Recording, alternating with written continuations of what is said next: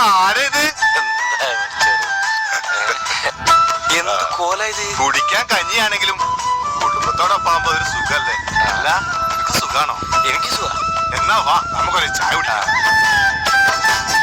അല്ല അതെ അതെ.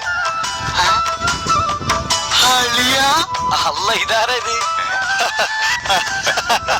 ആരൊക്കെ ഇവിടുത്തെ കൂടിയാ പോന്നേ?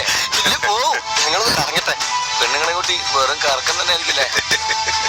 എന്നാ പിന്നെ വർമാജി ഷാഫിക ശേഷാണ്.